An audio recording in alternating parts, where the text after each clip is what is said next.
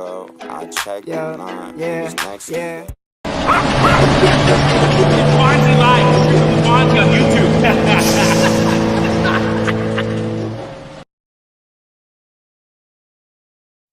Holy, let's go. Are you ready? Woo! Woo! You can catch me underneath these palm trees, smoking palm trees with the dumpy. This be all day. Girl, I don't play. Champagne in the morning, got the weed lit. I ain't even dreaming, but I dream this. You can catch me underneath these palm trees, smoking palm trees with the dumpy. This be all day. Girl, I don't play. Champagne in the morning, got the weed lit. I ain't even dream this. Waking up in paradise, champagne on ice, good weed in the tray, fresh fruit in the bowl, eggs scrambled on the plate, toasting up with the team. We be living on the dreams, and yeah, I'm living what I speak. And to the young and got speed. Go and chase and live your dreams. I'ma take this out of Calabasas in the hills where I'ma stay. Focus on just what you want in life and don't let no one stop you play. Told these haters I'ma take these places they be seeing through their screens. Ay, only difference is they got my face up on the screens that they be seeing. Went from nothing to a star. See me, I been living large. Never worried about the cost. And yeah, it pays to be a boss. And gotta learn to take a loss. And yeah, I've really learned a lot. But I ain't never gonna stop until I get it, maintain it till I'm gone. Catch me out my paradise, sipping Dom Perignon. Rolling up my own string, got waves crashing in some place, and I feel amazing. I ain't never changing. This my life, and I stay dreaming. Yeah. You can catch me underneath these palm trees, smoking palm trees with the dumpy. This be all day. Girl, I don't play. Champagne in the morning, got the weed lit. I ain't even dreaming, but I dream this. You can catch me underneath these.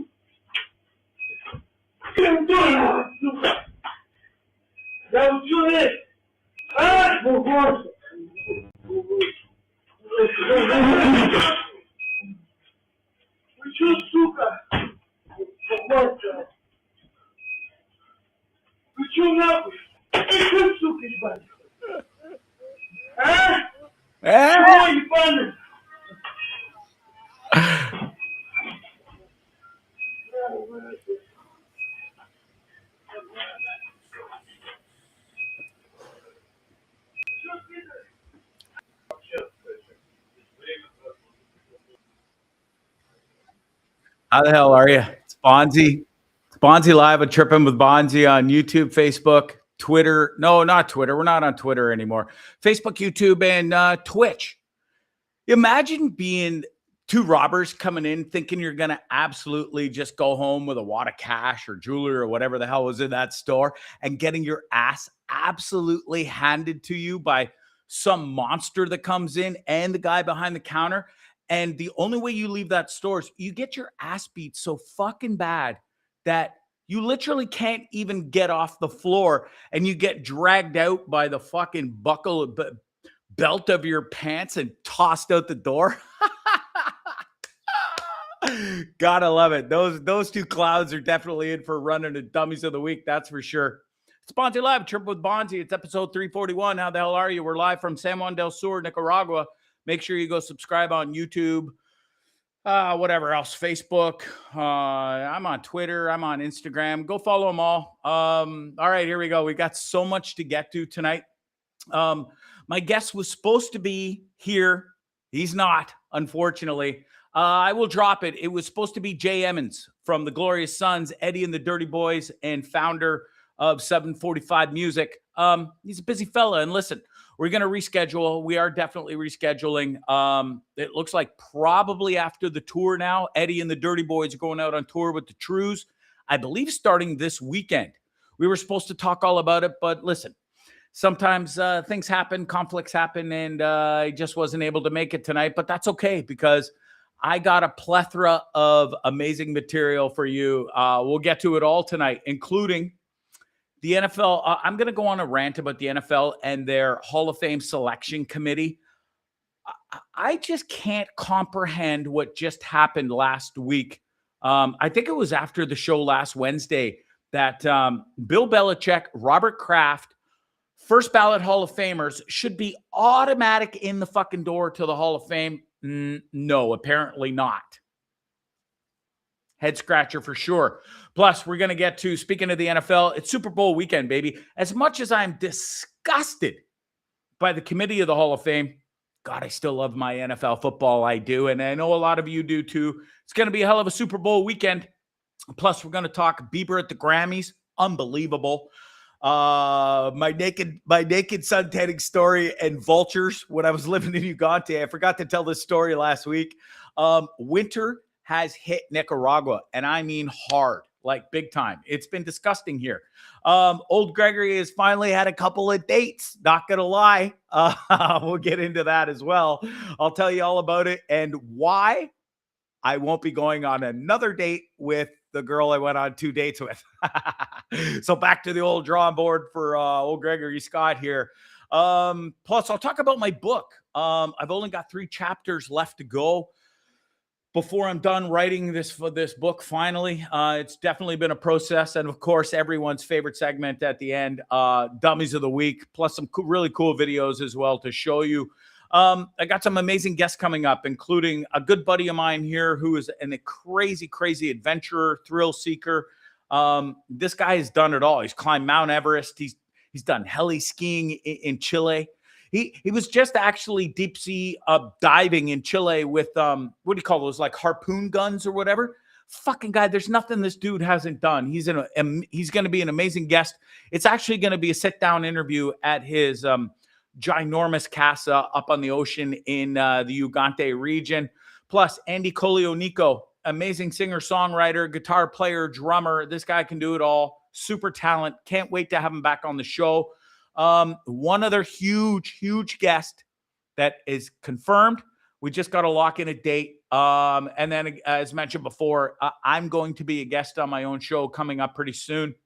There's an amazing girl in Winnipeg who's been a big follower and supporter of mine, and she wants to interview me and ask me some hard-hitting questions. So that's coming up pretty soon too. It's on her schedule and her time as well. But we'll get to it all for sure. Listen, let's get to the sponsor. This show is brought to you by a brand new sponsor. I love this sauce. Zeg sauces, man. Zeg sauces are a dynamically flavored multi-use condiment sauce that can be used on any food from around the world. If you haven't tried this yet and you live in Ontario, give your head a shake, man. This stuff is the absolute bomb. You can put it on eggs, bacon, steak, pasta, seafood, you name it. Zeg sauces goes on everything. Follow them on Instagram. Order yours today through Instagram. There's a link there. It's real easy. You can also get it at Farm Boys grocery store in Ontario. Zeg sauces. They're out of this world at Zeg sauces, Z-E-G or Z-E-G if you're from United States of America. Go follow them on Instagram and give it a try. You won't be disappointed. All right, here we go. So many things to get to tonight. Where should we start? Let's go on a rant, shall we? I am so disgusted. Jenny J. Stewart, it'll happen. Yes, it will happen. I know what you're talking about. I will find true love sooner or later.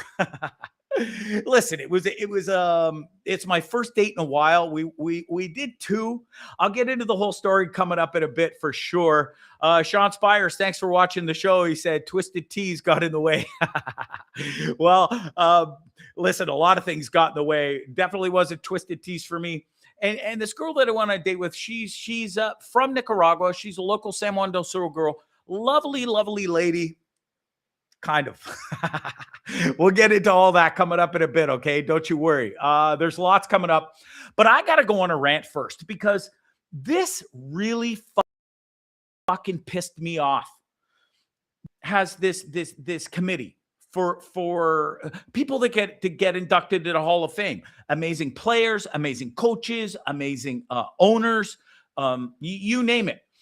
But I just watched last week, maybe you did too, a group of writers tell the man with the most NFL Super Bowl rings in history. Nobody even comes close. Tell him, you're not quite ready yet. You don't deserve that first ballot Hall of Fame. I beg your pardon? The motherfucker, Bill Belichick, I'm speaking of, has won 7 Super Bowl rings. 7. No other coach in history has come remotely close. Not even close. But there's been other first ballot Hall of Fame coaches that have got in who have only won 2 Super Bowl rings. Anyways, it's just, this is the ultimate small man syndrome. They couldn't beat him on the field. Most of these losers who probably are on the committee haven't even played a fucking NFL game in their life, for crying out loud. It just blows my mind. So they decided in some little hotel conference room, sipping their fucking whiskey and smoking their cigars, that the guy who's won the most Super Bowl rings in history doesn't deserve to be on the first ballot. So please tell me, what qualifies to get on the first ballot, to get introduced into the Hall of Fame on a first ballot? Because if that doesn't, I don't know what does. It's pathetic. It's petty. It makes the Pro Football Hall of Fame look like an absolute joke. The committee said Bill Belichick needs to wait. I just don't get, what are we waiting for? I honestly think it's punishment for maybe Deflategate, maybe what went down in New England after, him and Robert Kraft had a huge falling out after a historical run where Kraft wins 7 Super Bowls, Belichick wins 7 Super Bowls, Tom Brady wins. That, moving forward, I'll say this, the only motherfucker in history moving forward for the NFL Hall of Fame to get in on a first ballot should be Tom Brady. End of story. Because if anybody else gets inducted on a first ballot Hall of Fame in the future, just fucking reeks to high heaven. I just don't get it. He's the greatest to ever coach in the NFL. The Hall of Fame is a museum of excellence. And if that isn't excellence, I don't know what is, man. You can't tell the story of NFL history without talking about the New England Patriots. Love them or hate them. And I was never a lover. I was a Green Bay Packers fan. I'm a Buffalo Bills fan. And the New England Patriots double-fisted both of my favorite teams in the NFL and stopped them from winning Super Bowls for a long-ass time. Why? Because of Bill Belichick's coaching ability and Tom Brady's playing ability. Now, this isn't about Tom Brady at all, but it goes hand in hand. You know what I'm saying? I get sidetracked here, and I'm trying to keep up the comments at the same time of going on this rant. Spires meant, yeah, he probably did. And listen, that's okay. And listen, they're getting geared up for the big tour. But it's just weird. We sort of had this all worked out, and then at the last minute, it sort of fell through. And again, no hard feelings. It's okay. I cannot wait to have Jay Emmons on the show, and we're going to have a great interview. And that's coming up soon. But anyways, back to my rant. Let's talk about Bill Belichick's legacy for a second. 7 Super Bowl wins, 9 appearances, over 300 career wins, revolutionized NFL coaching hands down, dominated the NFL for 2 decades with the Patriots. First ballot should be a no-brainer. Greatest coach of all time in NFL history. Better than Don Shula. Better than... I mean, the list could go on. I could sit here and name off every coach, but it doesn't matter. It's an absolute fucking disgrace that he wasn't on the first ballot Hall of Fame, and every one of those fat slobs on the committee should be embarrassed, should be ashamed of themselves. And the NFL actually, because they took so much backlash from this, had to put out an official statement and said there's going to be an investigation and heads are going to roll.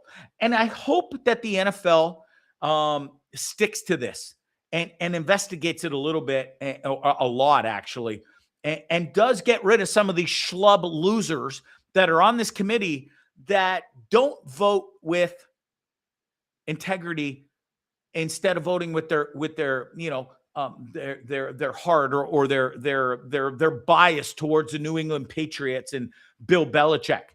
Now let's talk about Robert Kraft's legacy for a second. Transformed as an owner, transformed the Patriots into a dynasty, hires Bill Belichick.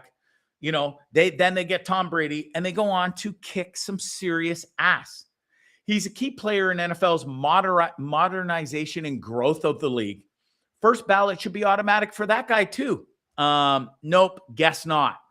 It is an absolute disgrace that this legend right here, who's like in his 70s now and has a smoke show of a 20 something, I think maybe she's in her 30s now, I can't remember, of a girlfriend.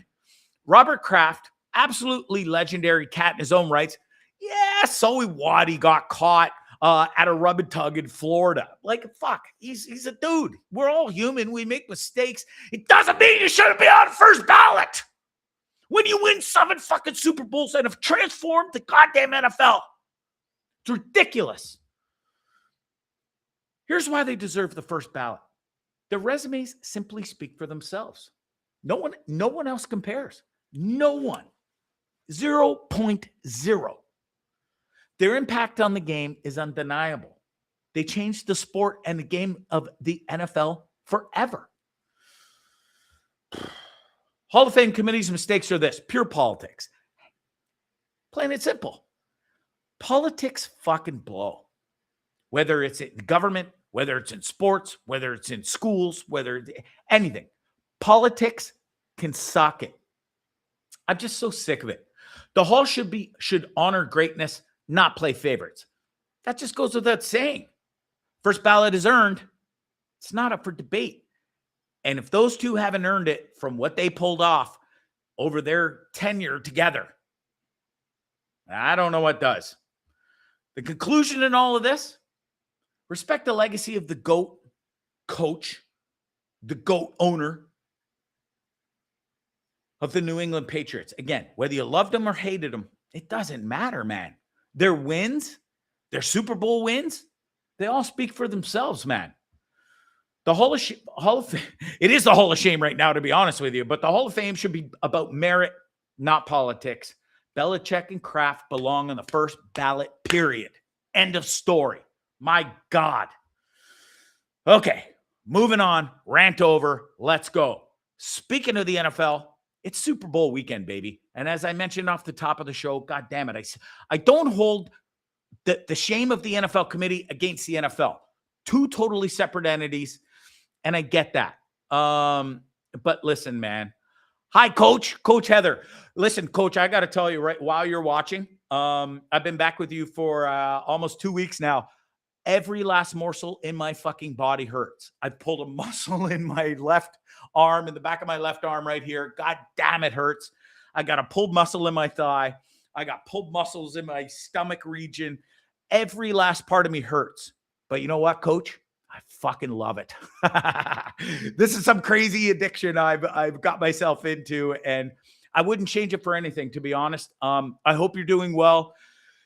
I know you're back competing. I know you've been going through a rough spell. You know exactly what I'm talking about. But God bless you. I love you to pieces, and let's go get it. I am fully into this. I'm fully dedicated to this, and God damn it, I've never looked better in my whole entire life and felt better. So, the pain, no gain, right, coach? That's for sure. Okay, Super Bowl weekend, the matchup.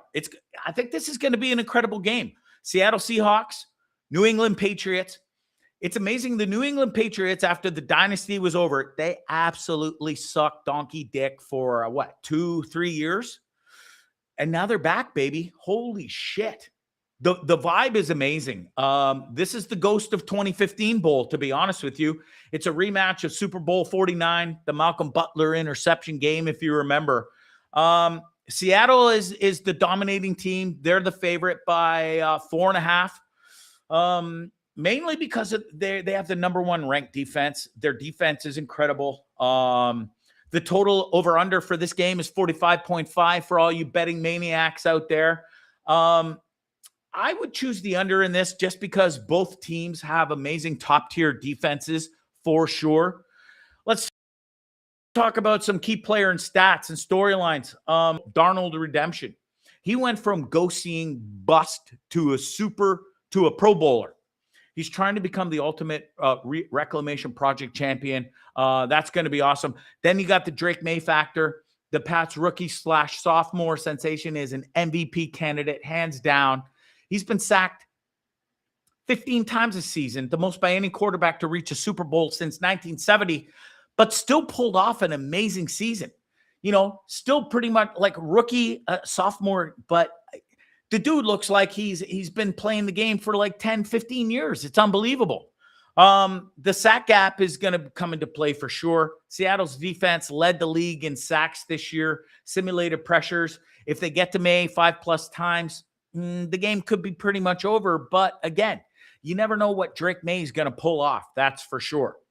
Coaching legacy angle, Mike Vrabel, former Pats player. That guy was awesome as a player. Now he's trying to prove the Patriot way exists without Belichick. Pretty tough to do, but God damn it, he made it to the Super Bowl, so you never know. Versus Mike McDonald, the youngest defensive genius in the game. He truly is a genius when it comes to the defensive play for sure. I truly believe this is going to be a great game. It might not be everybody's dream matchup for a Super Bowl, but I think at the end of the day, you're going to get a great game. I don't think we're going to see a blowout for sure. I say for sure like I'm some NFL expert. I am not by any means, but I really do think we're going to get a great game. What we're also going to get out of this is some amazing performances. You got Green Day, hometown heroes, performing pre-show, if you will, out on the field. National anthem, Charlie Puth. That guy's an amazing, amazing musician. Fun fact, he's already clapped back at critics on X. I keep calling it Twitter, X Twitter. I don't care what you call it or what if you care what I call it. But he's promising a special arrangement in D major, if that means anything for you music buffs out there. America the Beautiful, which is always saying Super Bowl, is going to be performed by Brandi Carlile, absolute legend in her own right. Lift every voice and song and sing. Coco Jones. Her dad, Mike Jones, actually won a Super Bowl with the Rams. So she's pretty much NFL royalty and has got some clout. And then the tailgate concert pre-show is Teddy Swims. That guy's fucking awesome. Holy shit, can that dude sing, right? He's headlining the pregame party outside the stadium with local rapper La Russell. Don't really know La Russell, but I'm just giving you the facts for Super Bowl weekend because it's going to be a hell of a weekend. And everybody, it's worldwide famous. Billions of people watch this fucking Super Bowl soiree, if you will. And then, of course, the halftime show, Bad Bunny. Major controversy there for sure. Listen, I know 0.0 about Bad Bunny. I couldn't tell you one song he sings for sure. Latino heavy from Puerto Rico. Listen, I'm all for changing it up and stuff, but like it's been a lot of this sort of, how do you say? Well, put it this way. It hasn't been rock and roll in a long time, and it's been all this sort of nonsense. And Bad Bunny, definitely controversial pick for sure by Jay-Z, who runs the selection for the Super Bowl halftime shows. And Bad Bunny's been pretty controversial with the government.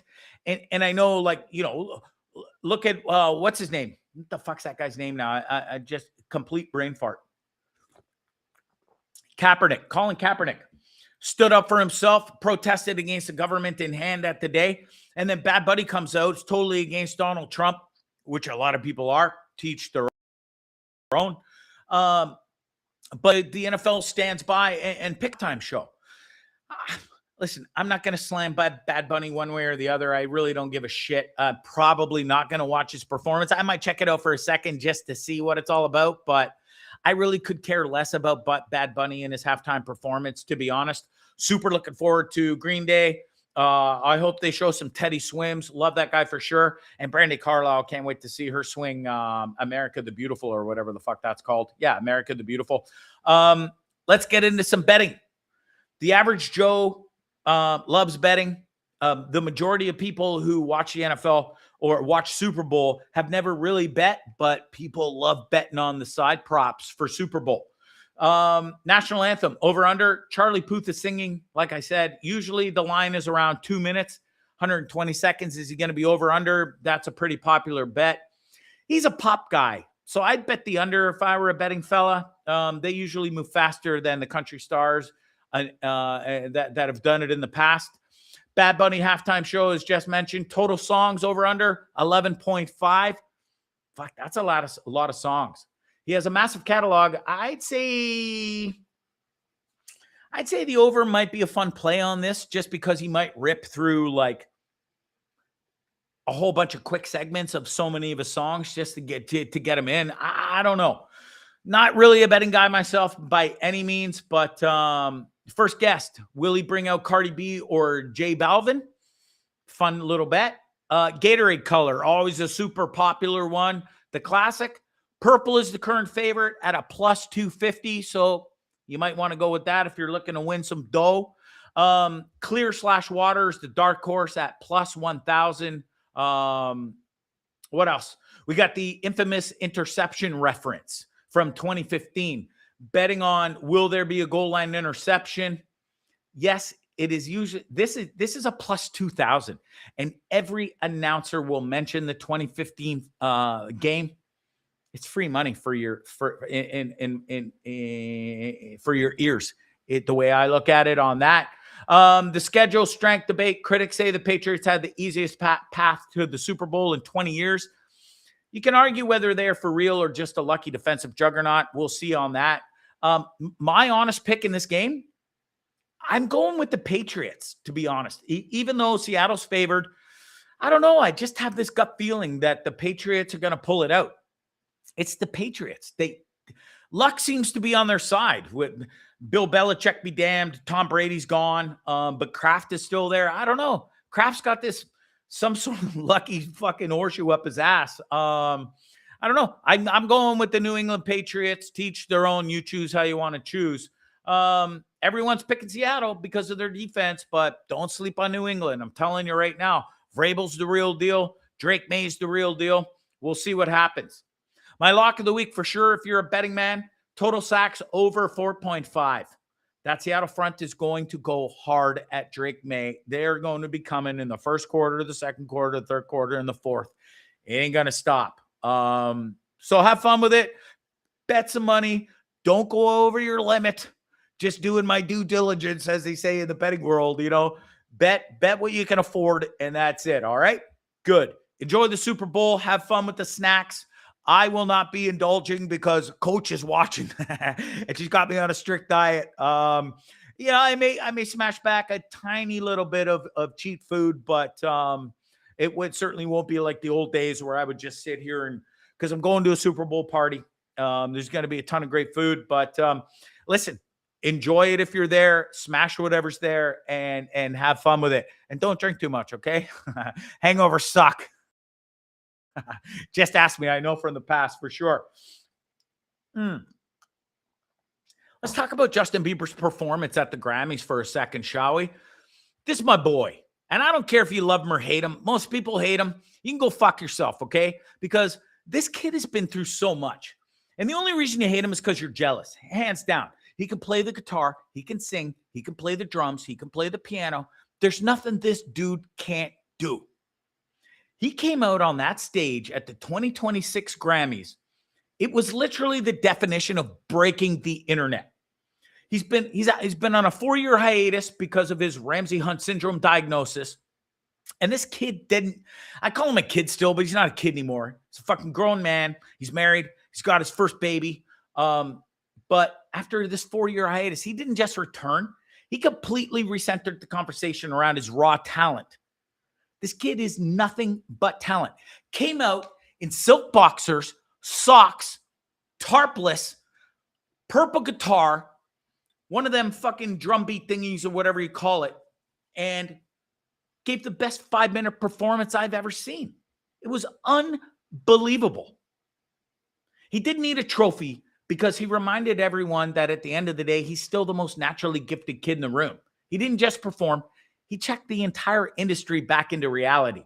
Yeah, he was nominated for 4 or 5 Grammys, didn't win one, but I tell you what, who won Pop Singer of the Year that year? Who won Album of the Year that year? Nobody fucking knows or cares because everybody was talking about Justin Bieber and his absolute killer performance on stage in his silk goddamn boxers and socks on. It just proves this kid doesn't need a band. He doesn't need all this fancy schmancy bullshit behind the, backing him up. Kid came out on stage, eyes closed the whole entire performance, and absolutely fucking crushed it. I don't care if you love him or hate him. There is no denying tarpless. That's my favorite word. I love tarpless. There's no denying the talent on this kid and how much he means to the music industry. Like, there's just no denying it. Anyways, I saw people online saying Justin Bieber was being humbled by the industry. You kidding me? Fuck, kid's worth over $300+ million. He didn't get humbled. That kid humbled the Grammys hands down. He walked out there and literally fisted everybody who hates him, who's a critic of him, and who doesn't like him. And if you didn't dig that performance, I was going to play some of it, but God damn it, I said it last show. I've been flagged so many times on this by YouTube for playing shit I'm not supposed to on YouTube under their stupid rules. Anyways, there was a lot of talk online about the whole him coming out tarpless in his silk boxers and stuff. Oh, he did that because he was told to. It's a thing in the Illuminati and stuff. People need to get a life. Like, honest to God. It wasn't anything to do with the Illuminati. Oh, you had a purple guitar. That's a power of this and a statement and this and that. Fucking kid was doing his own statement. Came out, destroyed, rocked the Grammys, and was the talk of the Grammys. Besides that redheaded chick, I don't even know her name. You see her dress where it literally was backless, tiny little straps, covered her nipples only like she had those nipple chains on or whatever. That was some dress, I'll tell you. That was pretty ballsy on that chick. I don't even know her name, but I saw 1,000 photos and videos online of her in her dress. And other than her, that's all people were talking about other than Justin Bieber's performance. It was absolutely unreal. Yes, Lindsay, Bieber is super talented, and haters be damned, okay? The wardrobe risk, social media went into a frenzy over it, saying he was flirting with a wardrobe malfunction. These are just keyboard fat slob warriors sitting behind their computer with nothing better to do. That's it. There was no wardrobe malfunction. There was, thank you, Chappelle Roan. Smoke show. She looked amazing in that dress. I'm not going to lie. Not everybody's favorite dress for sure, but Pink Pony Club singer. Okay. Yeah, I know nothing about her. I've never seen her before until her insane looking dress at the Grammys. I liked it. I thought it was pretty ballsy. Thought it was pretty cool, to be honest. Kudos to her. Clicks for sure. What else? The eyes closed connection. He kept his eyes closed for almost the entire performance, creating this intimate bubble. And the camera kept panning to his lovely wife, Hailey Bieber. And man, she was just gobsmacked and in awe of her man up there, absolutely crushing it. It was unreal. I mean, I can't really say too much more about it. I probably watched her performance 5 or 6 times, and every time I got something different out of it. I love the kid. I always have. I've seen him in concert once. I took my kids after my divorce. My kids were, I think 14 and 10 at the time, and they were huge Bieber fans. And I was lucky enough to get some tickets. We were sitting in the fucking rafters at the hell's that Toronto place? Air Canada Center or whatever. But God damn it, it was an amazing performance. I'm so glad I got to see him live once. I hope to again in my lifetime. If he ever goes on tour again, I'm not sure that'll happen with me living in Nicaragua now, but you never know. Anyways, he did lose the hardware that night. Didn't win a single Grammy, but listen, he stole the show, and that's all that matters. He broke the internet for real. And it was his first major TV performance in quite some time. Anyways, pretty amazing. And he definitely set the stage for Coachella 2026, where he'll be headlining in April. If I win the lottery, or if I have a friend or anybody watching wins the lottery before April, can you please send me a few do-re-mi so I can fly my ass to Coachella in California to go see the Bieber perform at Coachella? That'd be amazing. Thank you very much. Oh, and I got to talk about this. He's a marketing fucking genius. The Skylark boost. The silk boxers he came out in, Skylark, it's his company. Within 10 minutes of his performance, the Skylark website crashed. He didn't just perform. He ran a $20 million ad campaign for 5 minutes for his own company without saying a single word about Skylark or mentioning his boxers. Just paraded out there in them like a champ, owned his performance, owned his silk boxer, Skylark, and he's a winner. Hands down. If you don't like him, too fucking bad. That's your own fault. He's literally taken a page out of Kim Kardashian, Skim's playbook. Why wear a tuxedo when you don't have to? Walk out there, own it. Dude's absolutely ripped and jacked. And then the other people, the haters are out there were saying, oh, he was wearing a really tight pair of boxers underneath because he didn't want to be showing, having an accident with his schlong hanging out and stuff. And that might be true, because I don't know if you've seen the old videos back in the day where there was Justin Bieber's penis was leaked online, but the kid's got a hammer.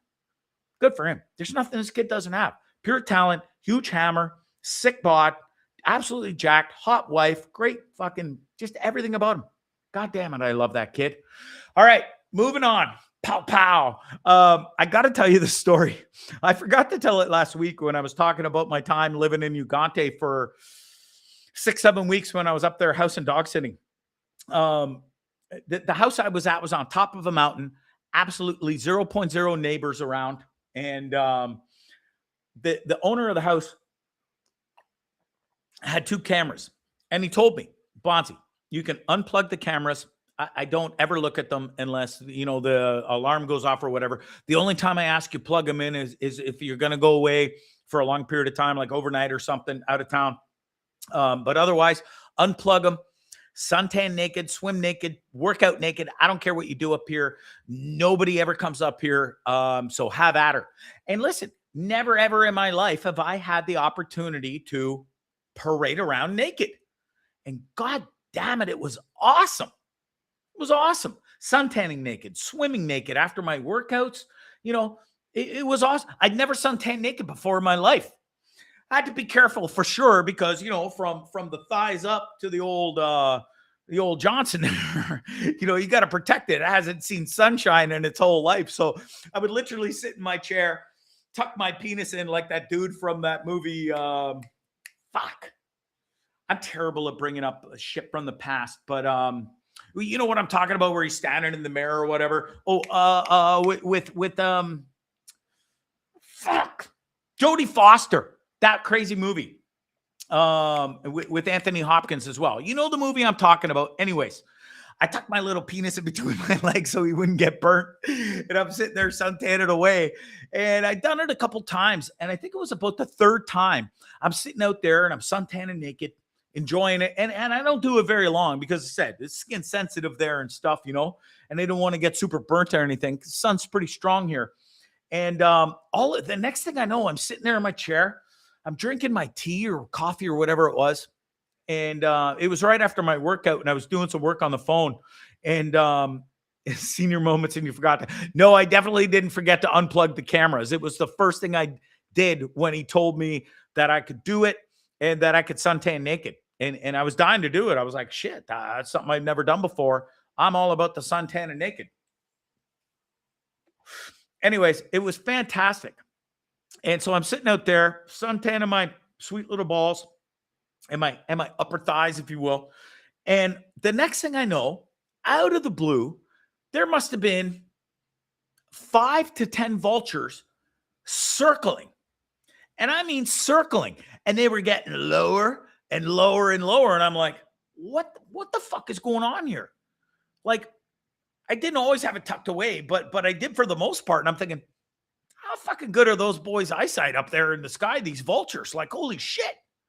They're seeing some little dangly, I mean, big dangly thing. Don't want to sell myself short here. You know what I'm saying?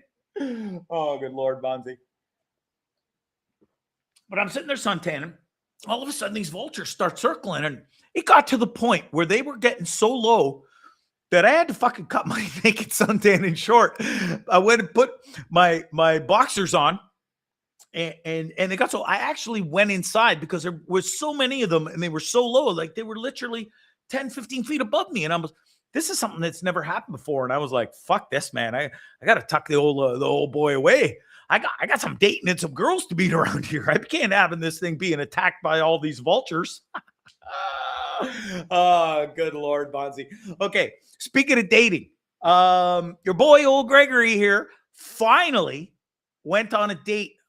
I'm trying to think of the date, the last time I went on a date. I think 2018, 2019, somewhere maybe in there. And now when I say date here, here's what happened. So my buddy, good buddy of mine here, has lived here a long time, set me up on a date. He knows this girl. He was in town recently because he lives out of town now. And he ran into her and he found out she was single. And he's like, listen, I got a buddy here. He's single. He's jacked. He's good looking. Bald as a cue ball. So anyways, she's like, yeah. So he showed her a picture. She asked for a picture and she's like, yeah, give him my number. Tell him to give me a message. I don't know who you are. You reply to 2564. I don't know what you mean by be careful with this, but anyways, get bent. Be more specific or toodaloo. Okay. Thank you. Good. Anyways, back to my date conversation. So yeah, anyways, I sent her a message. She shot me a message back and she ended up, we set up a date and she actually ended up coming over here. And on the first date, I played her some guitar, played her some Canadian, some of my favorite Canadian music. And I wouldn't say it was tough, but she doesn't speak literally a lick of English. Silence of the Lambs. Thank you. That was a movie I was looking for earlier. She doesn't play a lick of English, speak a lick of English. My Spanish is getting better. I definitely understood more of what she was saying than I could converse back. So Google Translate, that's a beautiful thing. I'll tell you right now. Anyways, we had a wonderful time actually. And anyway, she hung out for quite a while. Then she went home. And then 2 days later, she ended up coming back, played her some more guitar, played her some more of my favorite tunes, made her a bit of food. And yeah, well, we might have ended up having sexual relations on the second date. And and then the only reason I'm telling you that, it's not to brag, but it's because in the middle of that relations that was going on, she told me she loved me. Instant red flags, instant like, what the hell is going on? What just happened? Anyways, it totally freaked me out.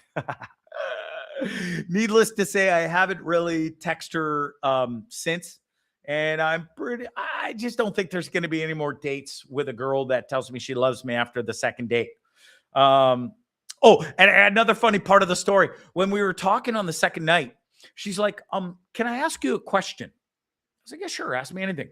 She goes, do you do a lot of cocaine, a lot of blow?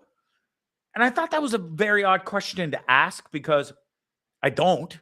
And I certainly didn't show any signs of it or have it here or anything. And I was just like, no, what makes you ask? And she goes, well, because you're so vascular.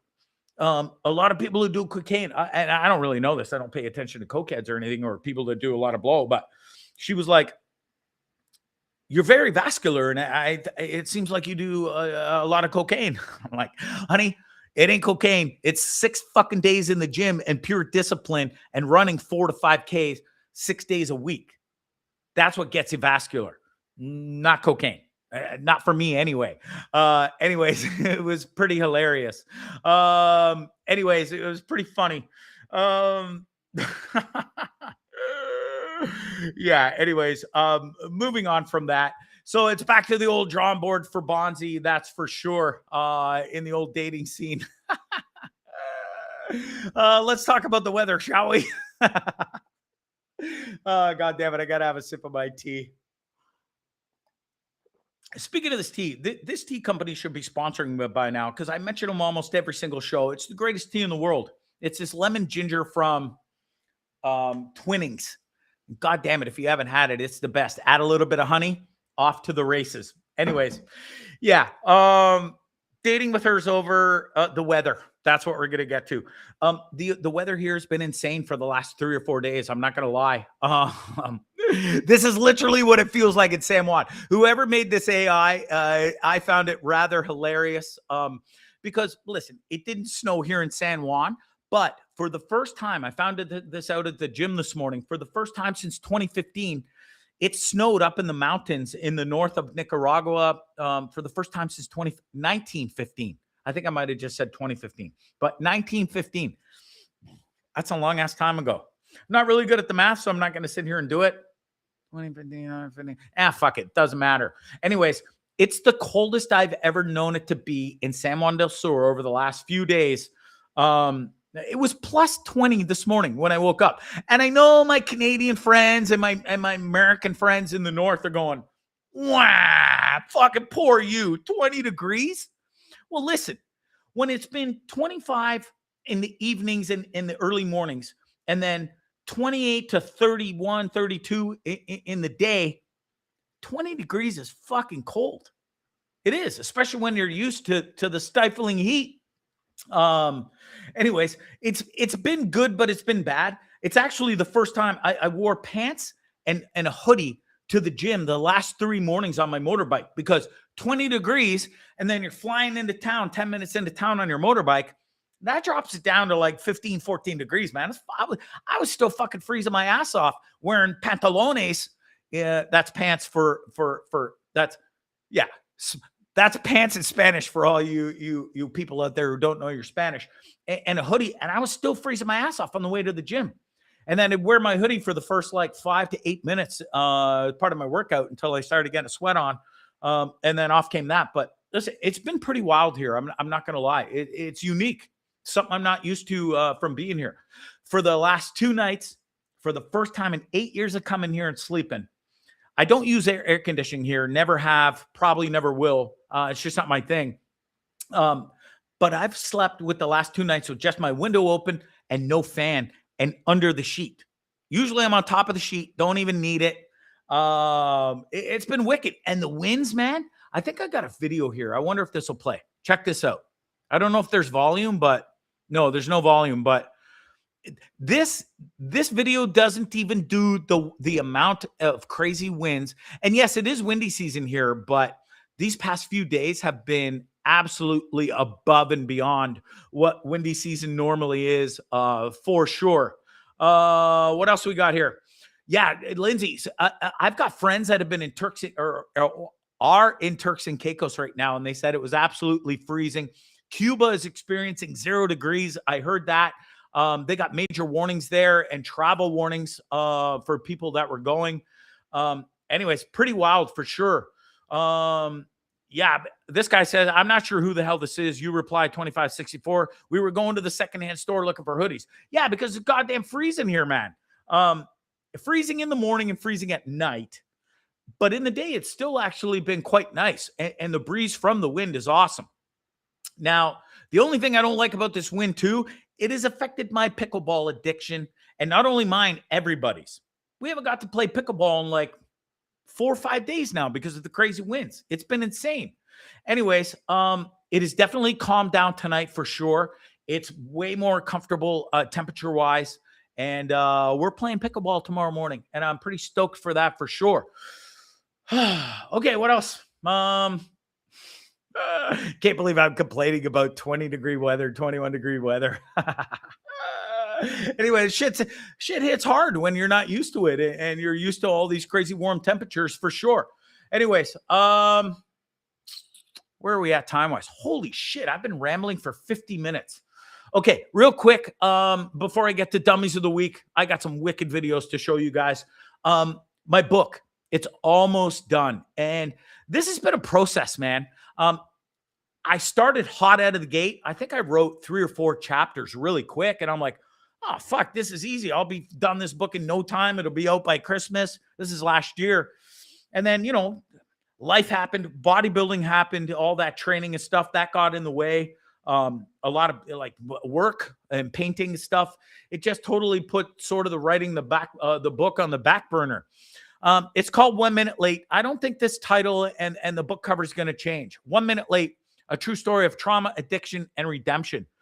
I've been on a heater again lately writing the book, and it's been amazing to sort of escape after all day. I've been doing a lot of voice work lately. And so I escaped to different places around town. I go up to the lighthouse. I go to my friend's hotel on the beach. And I just sit there and open the computer, and the words have just been coming out perfectly lately. And I got about 2.5, 3/4 chapters to go, and she's going to be all done. Then the editing. Then I got to find a publisher. And then I'm really, really hoping that the book will be out later this year, maybe end of summer, early fall, maybe at the latest Christmas. But we'll see. It's definitely been an amazing experience, to be honest. For the most part, it's been easy. Haven't really had writer's block a lot.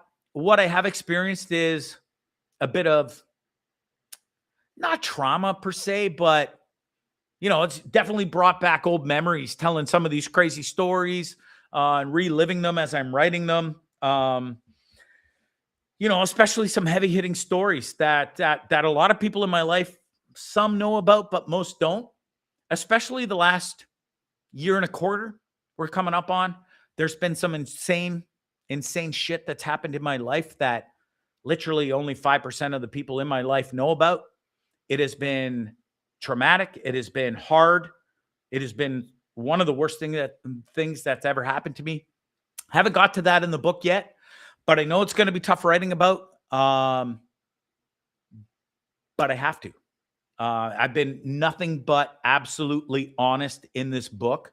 Yeah, and the last chapter is going to be hard hitting, and it's going to blow a lot of fucking people's minds. That's for sure. Yeah, anyways, I'm really looking forward to finishing it up and then doing the editing. And I think I'm going to do a lot of the editing myself. I'll have some help from AI. I just don't see the need to pay an editor these days when you have so many amazing AI tools out there for sure. And yeah, anyways, we'll go for there. Okay, now I know who you replied 2564 is, you motherfucker. Make sure you're on time tomorrow. Yeah, you better get your ass there and play pickleball because we're definitely doing it. And yeah, I'm looking forward to it. Anyways, okay, that's enough rambling out of my mouth. We got to get to some videos. I got to get the hell out of here. And I got to get to sleep. I've been up since 5 o'clock this morning. This is the first time I got up this early and started reading. I'm trying to finish this book for a client so that I can get paid. You know what I'm saying? And then I had an amazing meeting this morning. Actually, I've had one of the greatest days since I've been here today. So many great things happened. We'll get into that at a later date. But let's get into some dummies of the week. I got some incredible videos for you beauties. Oh, wait, hold on. For you beauties, starting with this one right here. This one. You know, there's idiots out there, and then there's idiots. I am 100% against white people saying the N-word. But my boy here found out the hard way about saying the N-word multiple times. And listen, it didn't end well for him. Watch this.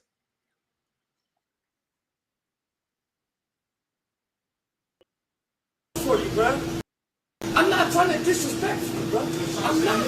I'm gonna say nigga all day, every day. Are you kidding me? Where you from, nigga? Where you from? Where you from? Where the fuck you from? Here, nigga. You from here? Get the fuck out of here, you a clown, nigga.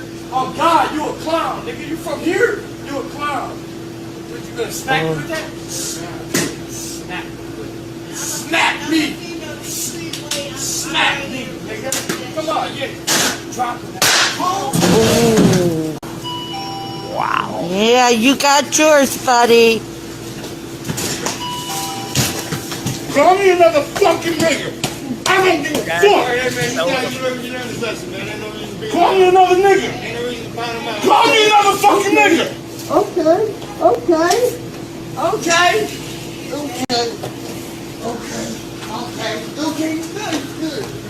Good. You good now? You're good. I asked you not to call me a nigga. I don't blame you, dude. Pretty sure that white boy ain't going to be using the N-word again. I'm no expert, but after the ass whooping he just took and that massive can of looked like some sort of tea or whatever, or that green tea or whatever whatever it's called.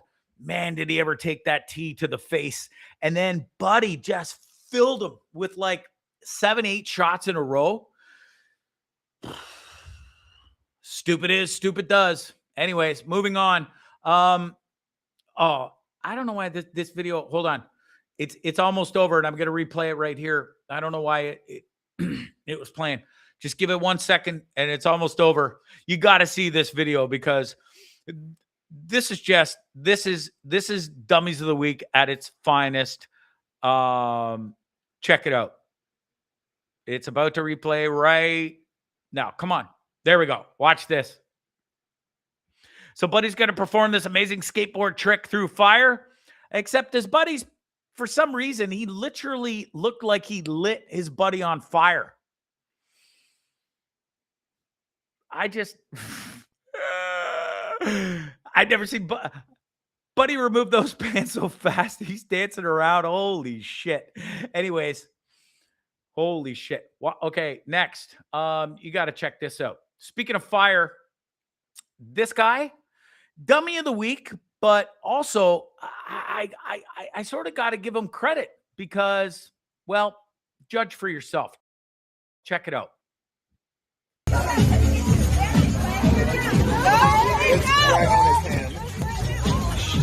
He's got sparklers, having a good time. Looks like he's lit. Had a few drinks. Light something on fire on top of those barrels. Doesn't even panic. Doesn't fret. Knocks it with his sleeve. He's like, don't worry, I got this. Then he stomps it out. His pants alone, and he's got the fire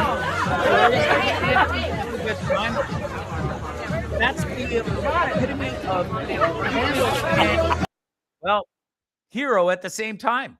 Took a disaster and fixed it rather rapidly. Good for that guy. I don't know why these fucking videos. Okay, hold on. I grabbed a whole bunch of videos from Twitter that I'm not used to doing. I got to give this kid all the kudos in the world. Check this out. This is pretty funny.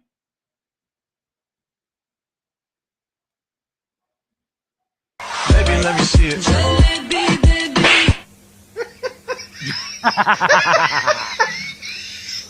You got to give the kid credit for trying, right? Shit.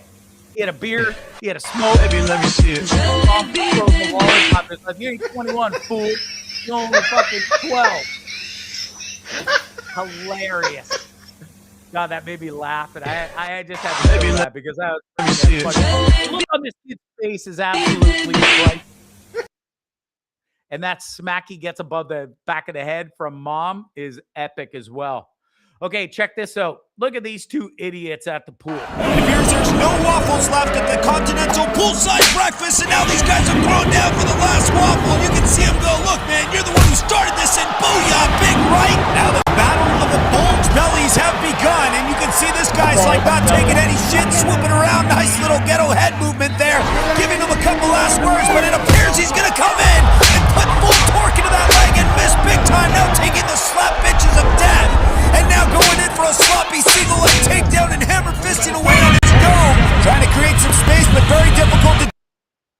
Nothing like a couple of fat white tubelards going at it at the pool around a whole bunch of families at the hotel. Way to go, losers. All right, what do we got next here? This is pretty wild. I'm not quite sure what Buddy was thinking here, but check this out. I got to give him credit, though. Jumps in hot and then turns into an absolute train wreck. Like, absolute train wreck. Takes out some poor soul who's just trying to go down the slow, what do you call those things? Moguls. Buddy comes in hot, derails quickly, absolutely takes some chick out, hits a tree, and feels shame 100%. That was awesome. What do we got next here? I'm not quite sure what these fellas, the enjoyment they got out of this, but I found this pretty funny. Check it out.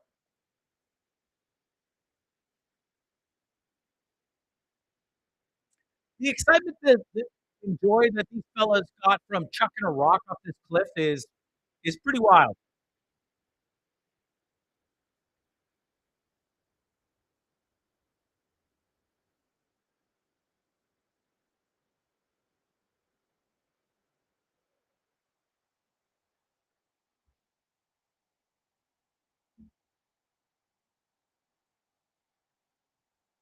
Whatever floats your boat, I guess, eh? What do we got next? This is one of the greatest pranks of all times. Check this out. If anybody would ever do this to me, I would lose my mind and we would not be friends anymore. But it is a hilarious prank when you're not on the receiving end of it.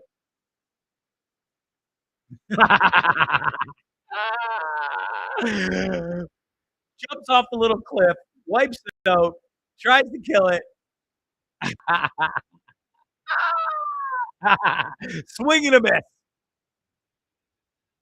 Swing and a miss. And then he realizes he'd been had. Good on the boys for playing prank on him. Thank God nobody has ever done that to me. Don't you ever dare do it. I swear to God. Um, I got to show you this next video. My God. You know when you punish your kids? Hold on, I got to pause that video for the sound. You know, comes a time and a place when you got to punish your kids because, well, they're just little shits and you got to take their phone away. Well, this is what happens when you take this little bitch's phone away. She got rather upset. Check it out.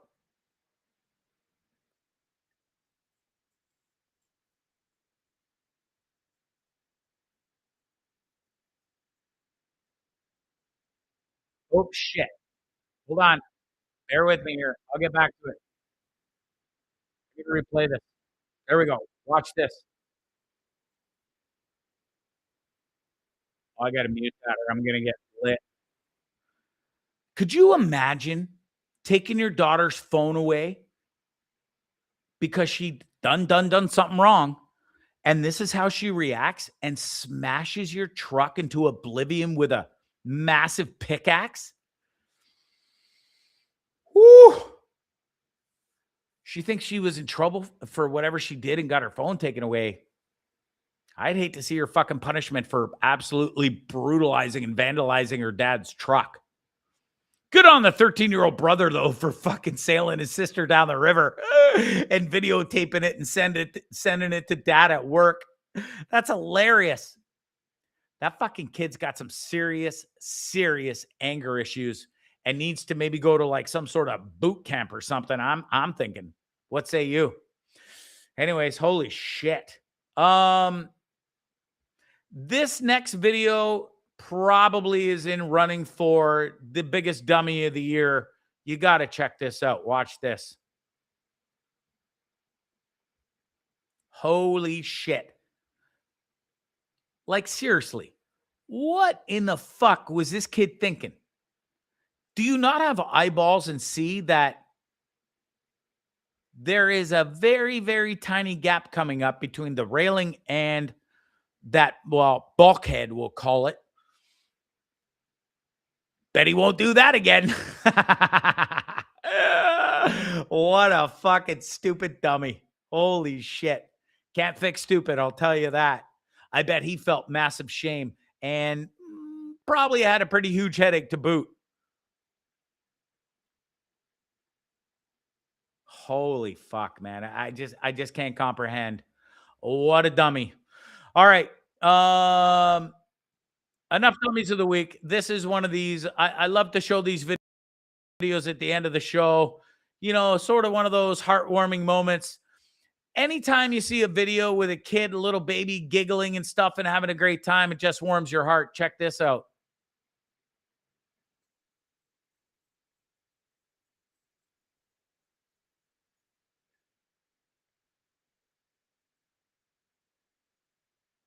This is awesome. Dog gives him a kiss. He's like, "Well, thanks for letting me know that I can go in there without harm." And then the dog proceeds to have the greatest time in the old sprinkler. That's awesome. All because the baby had enough clout and wherewithal to show the dog that it was okay to put his head in the sprinkler. That's fucking awesome. German Shepherds are one of the greatest dogs. Gotta love them for sure. Love it. What do we got? Okay, that's it. I think I'm done. Actually, you know what? I gotta show this last video. I sort of hummed and hawed about showing it, but shit, you gotta check this out. You know, there's just no explanation for holding up a train and consistently making the door open and close, and holding everybody up. People got to get to goddamn work, bitch, okay? And, well, listen, this is what happens when you fuck around and play stupid games. Check this out.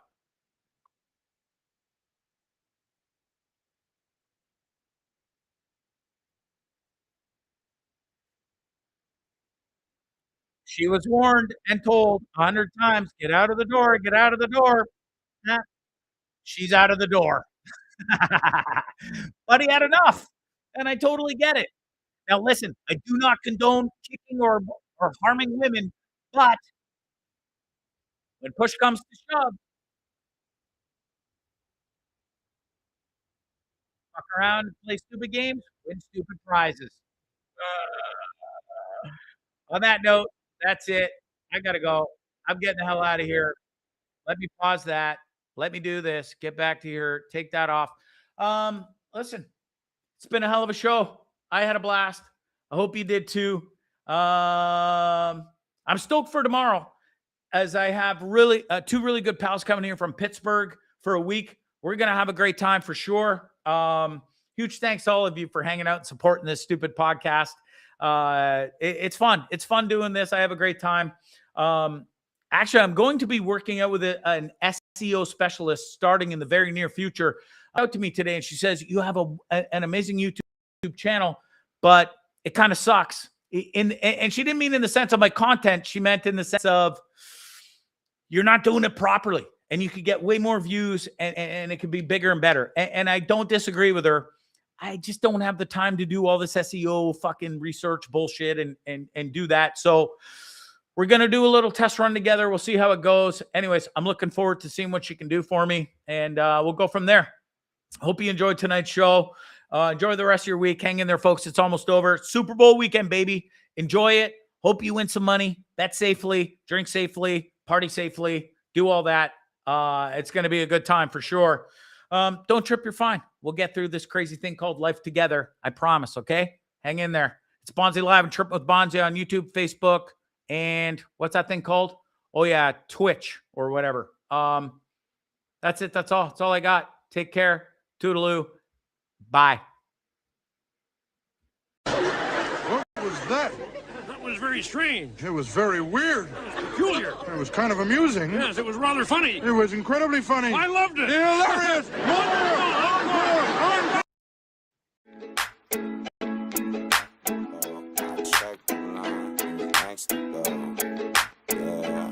Next to go, I check the line. Who's next to go? Bondzee Live, Bondzee on YouTube.